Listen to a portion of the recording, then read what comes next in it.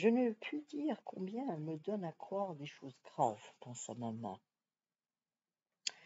Il faut que j'en aie le cœur net. Pas plus tard que ce soir, j'aurai une explication avec mon mari. Dieu, que cet enfant me donne du souci. Sa présence me tue. Maman ne parvenait pas à entrevoir clairement dans quelle mesure sa jeune sœur était innocente.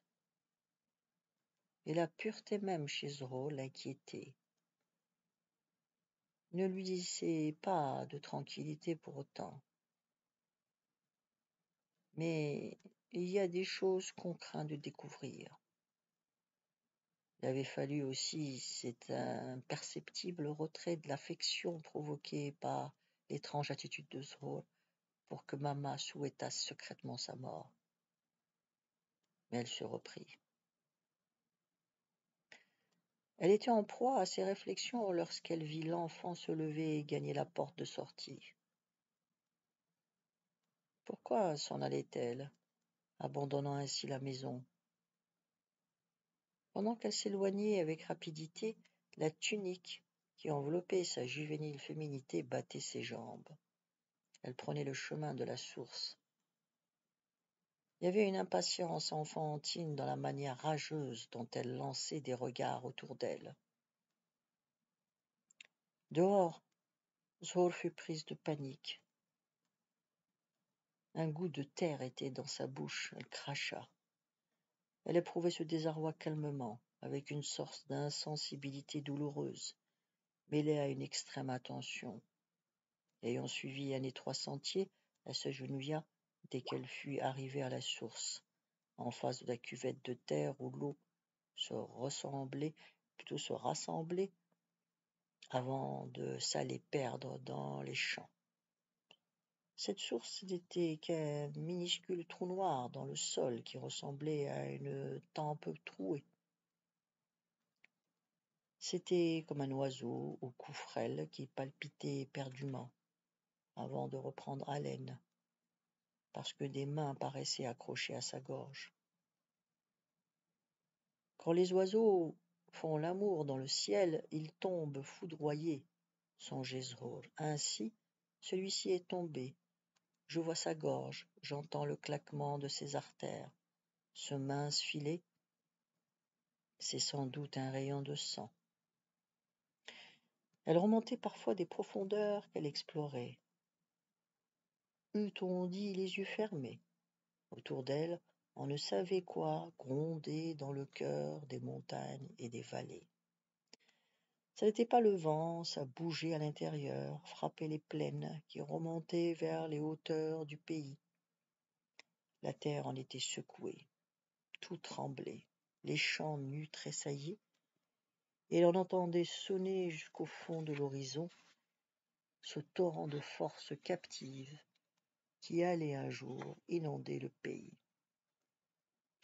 La montagne, le plateau, les combes se profilaient avec dureté. L'air était rêche et par moments se trouvait comme sous les braises. Les cultures se débattaient encore dans leur croûte de froid. Il y avait bien les oliviers qui gardaient leurs feuilles, mais tous les autres arbres étaient noirs en ce moment. Leurs bois nus et propres se dressaient comme des racines. Tout à coup, son nom fut projeté dans l'espace. Zhor, Zhor. Aussitôt que l'un de ces longs appels se perdait dans l'air, il en naissait un autre de tous les côtés qui recouvrait les précédents. La jeune fille restait immobile, elle frissonnait. Ces cris que les murailles du ciel se renvoyaient la pénétraient lentement.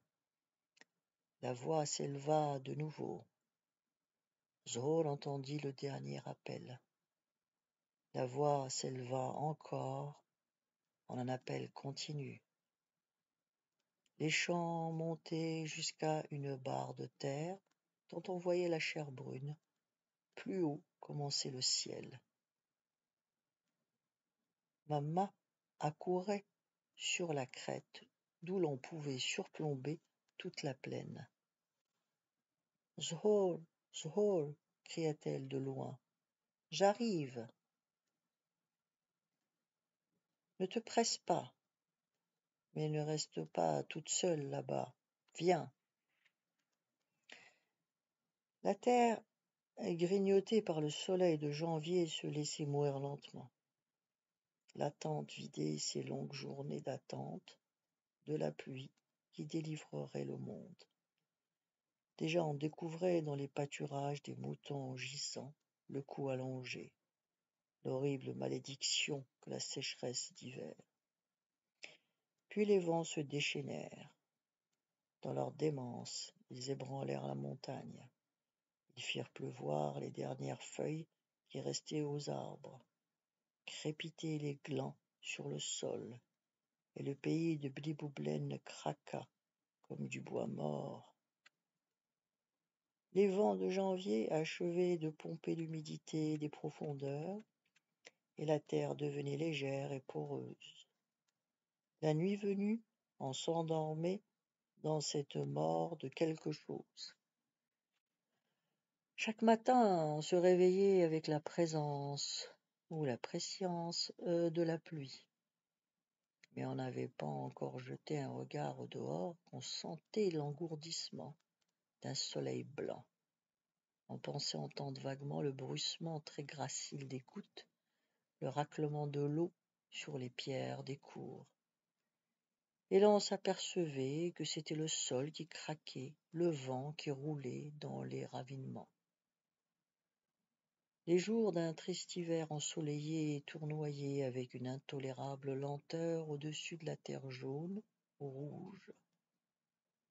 Dans cette attente songeuse, les branches mortes se balançaient, les silhouettes des arbres rigides oscillaient.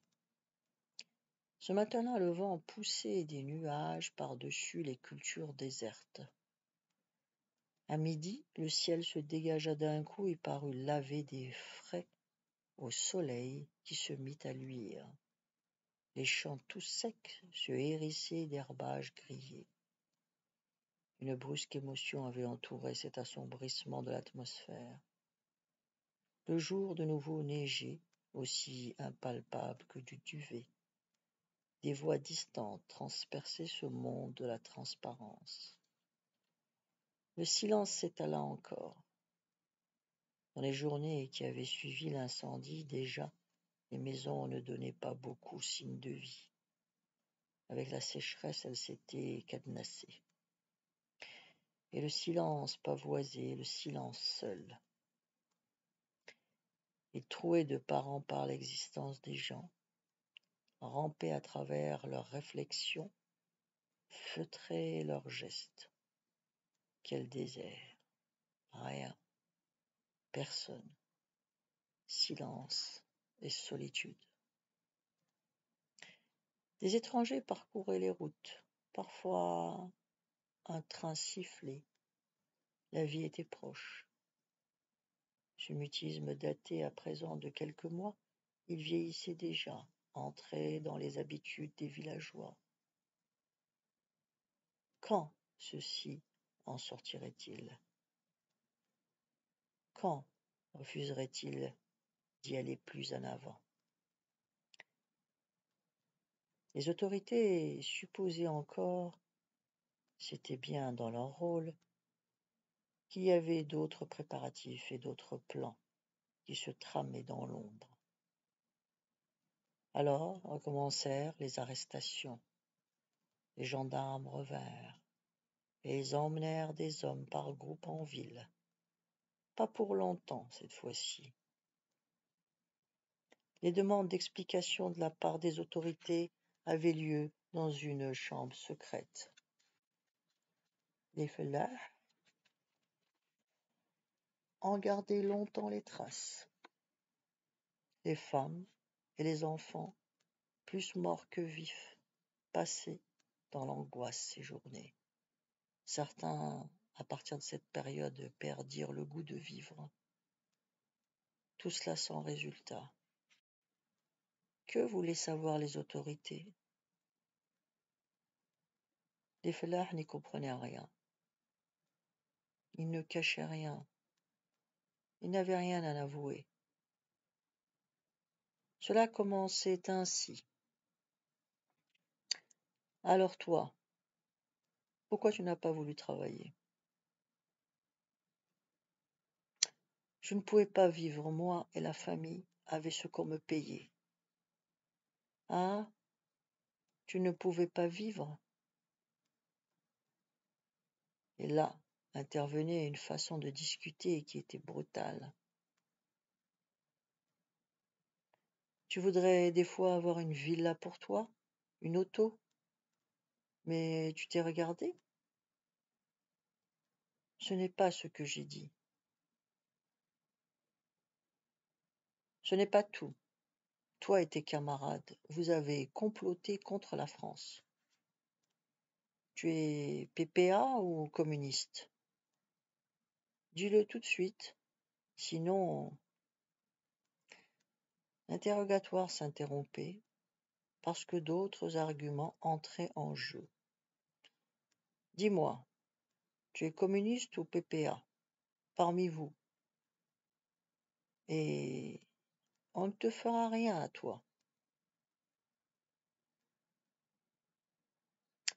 Ceux qui étaient interrogés regardaient l'inquisiteur en essayant de deviner ce que celui-ci voulait savoir, mais ils ne comprenaient pas. Il tournait et retournait la question. Puis il restait silencieux, n'ayant rien à dire.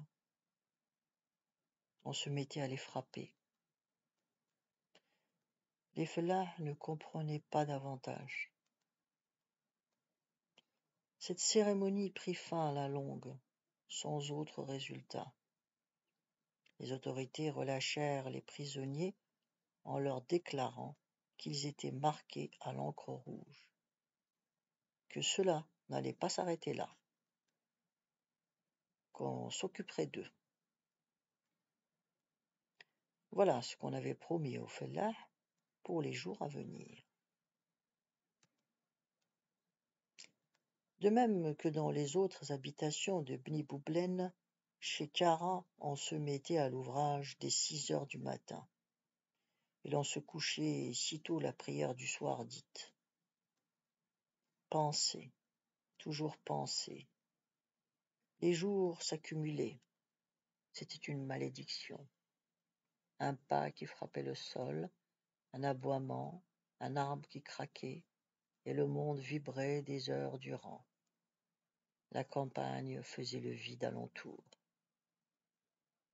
Maman n'en finissait pas de remettre de l'ordre dans la maison.